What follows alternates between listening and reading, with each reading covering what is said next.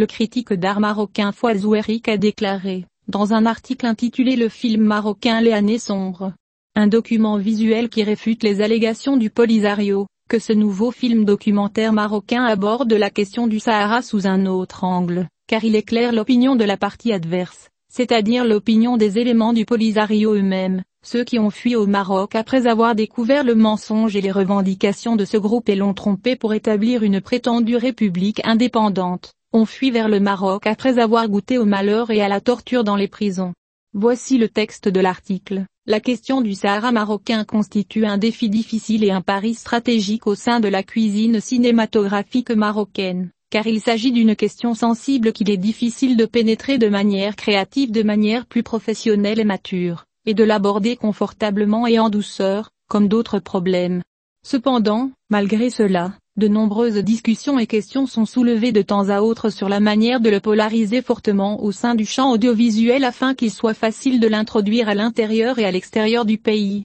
Il est vrai que nous avons fait un petit pas dans cette direction, du moins en termes de soutien et d'intérêt. Après sa marginalisation cinématographique, l'État s'est déplacé et lui a alloué un soutien financier, de sorte que malgré ses limites, il reste important comme premier pas vers le changement. Elle a également fait de ces événements et festivals de cinéma une plateforme pour célébrer les œuvres qui l'intéressent. Mais le point digne d'attention et de discussion reste ce que l'on constate aujourd'hui de la prolifération et de la multiplication des ouvrages qui ont pris cette question pour sujet, et c'est une chose importante et réjouissante, à n'en pas douter, mais la crainte demeure que cette prolifération ne se transforme en une vague ou un phénomène sans destination ni objectif précis, comme cela s'est produit auparavant pour les films qui ont traité et consommé des questions et des sujets importants, tels que les problèmes des femmes et les années de plomb, par exemple. Dans ce contexte, nous, en tant qu'observateurs, sommes en droit de nous poser certaines questions qui nous viennent à l'esprit, à savoir, les gardiens ont-ils réalisé des études préalables et élaboré des plans pour contenir et organiser cet axe afin qu'il ne s'écarte pas de ses objectifs?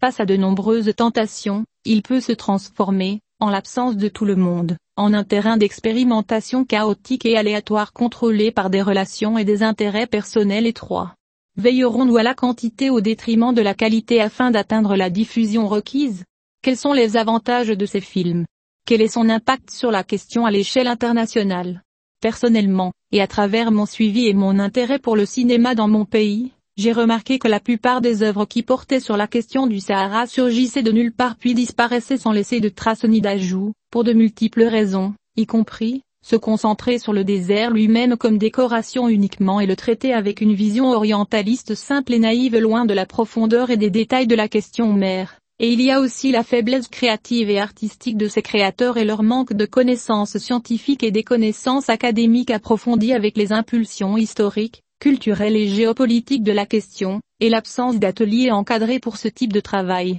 d'autant plus qu'il s'agit encore de fatwas dans notre cinéma, et l'absence d'une stratégie bien étudiée avec laquelle pour achever le projet dans le futur, et la course au soutien en l'absence de volonté nationale chez certains. Et d'autres raisons qui ont fait de beaucoup de ces travaux de simples tentatives sans valeur technique et politique. Pour ne pas être nihiliste, je dois admettre, comme je l'ai dit tout à l'heure, que l'État a fait un pas en avant, un pas dont nous devons tirer le meilleur parti, mais dans un cadre réfléchi et systématique. À l'avenir, jusqu'à ce que nous ayons une entreprise mature capable de promouvoir notre cause à l'international, le plus important est de diriger nos actions vers l'extérieur et non vers l'intérieur. Notre front intérieur est fortifié et les Marocains n'ont pas besoin de films de propagande qui leur rappellent la marocanité du Sahara. Ils sont pleinement conscients que, le Maroc restera dans son désert et le désert dans son Maroc.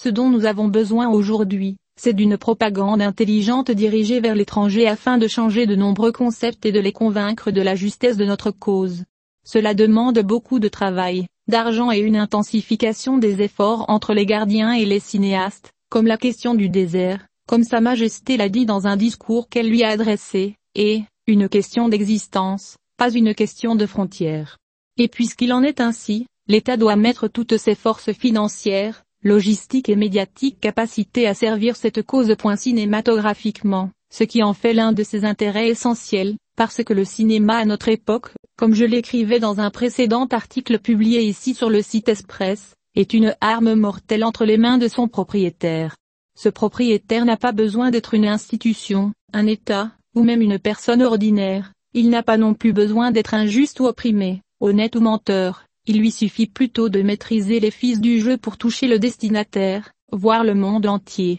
C'est ce que fait le Front Polisario qui a compris le jeu et a mis à profit toutes ses capacités et ses relations pour faire des films de propagande, attirer des représentants internationaux et communiquer avec les associations et institutions internationales pour promouvoir sa thèse auprès de la communauté internationale. Nous sommes face à une guerre cinématographique que nous devons enrôler avec force et fermeté et mobiliser avec elle tout notre soft power pour la gagner. Malgré tous les obstacles et défis auxquels est confrontée la production de bons films concernés par la question du désert, qu'ils soient de fiction ou documentaire, nous rencontrons de temps en temps des tentatives, malgré leur simplicité, qui reste une jurisprudence qui détruit le prédominant, et donc exige de nous tout le soutien et les encouragements pour les efforts et la diligence manifeste de leurs propriétaires. J'ai récemment regardé un nouveau film documentaire marocain intitulé Les années sombres. Le film traite de la question du Sahara, mais d'un autre point de vue, un point de vue qui éclaire l'opinion de l'autre côté, c'est-à-dire l'opinion des membres de le Polisario eux-mêmes,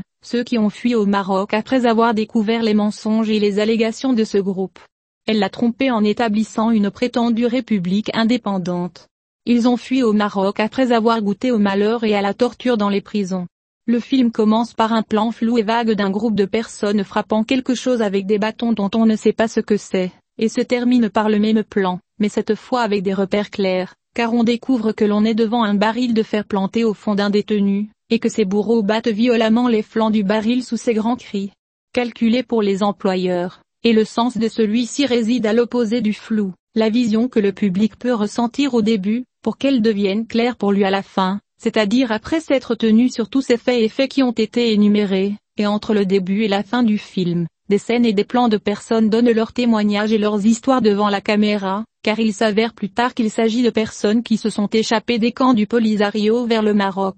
Le film ne se limitait pas aux seuls témoignages oraux, mais les transformait en scènes représentatives qui reflétaient de manière tangible leur ampleur tragique et dangereuse. De là, on découvre qu'on est devant un docodrame, ou ce qu'on appelle en arabe par drame documentaire, c'est-à-dire ces films qui mêlent documentaire et drame, avec des scènes représentatives tirées d'événements et de faits qui se sont déjà produits, faits qui ont réuni la douleur d'un groupe de personnes qui ont vécu des cauchemars à l'intérieur des prisons d'un groupe qu'ils pensaient être leur refuge.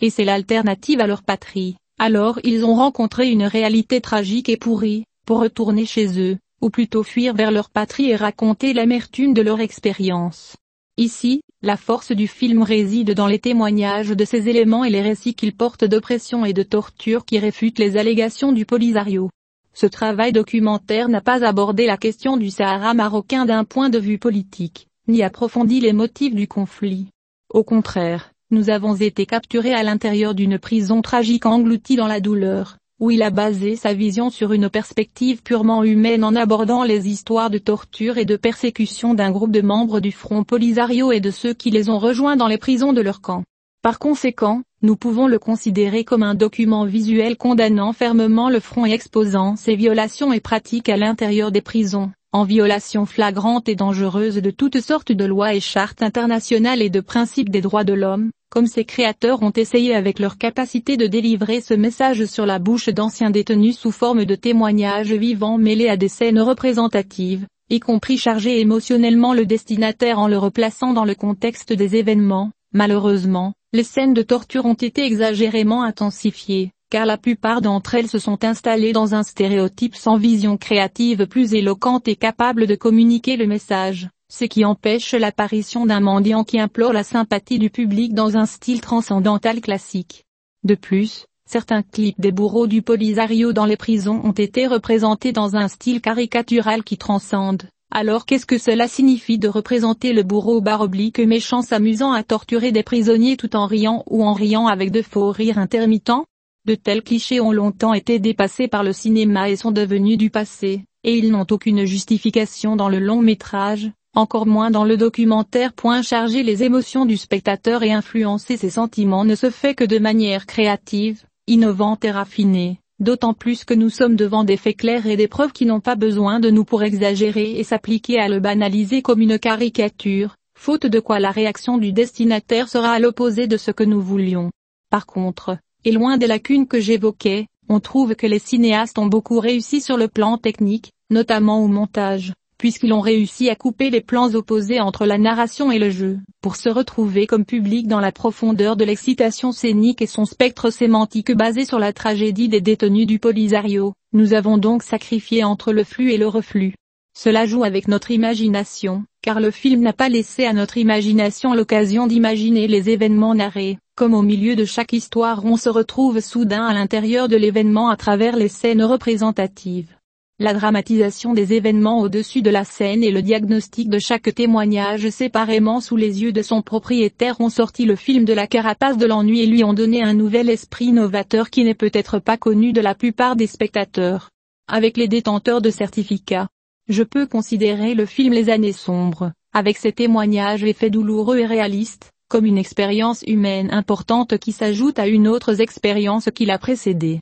le film documentaire Tindouf, l'histoire de Maklouma réalisé par Abi El Gohari. Le Front Polisario lui-même et ceux qui l'ont rejoint, ont été arrêtés et torturés dans ces prisons, tandis que les témoins du deuxième film, à savoir le film Rabi El Gohari, sont pour la plupart des civils marocains qui ont été enlevés et arrêtés dans les camps, et eux-mêmes ont été témoins des pratiques et des drames qu'ils y ont vécu, et les deux films sont des documents audio et vidéo condamnant le front et ceux qui y sont impliqués. Il lui appartient, et les autorités concernées au Maroc devraient en profiter d'eux et en faire une base pour la production et le développement d'autres films avec des normes techniques plus professionnelles et plus matures, avec lesquels ils combattent la machine de propagande des séparatistes à l'échelle internationale. Il reste à noter que le film Sunna al-Atma est réalisé par Hakim Kababi, et que l'idée et la production de Khaled Ami sont soutenues par le Maroc en film santé.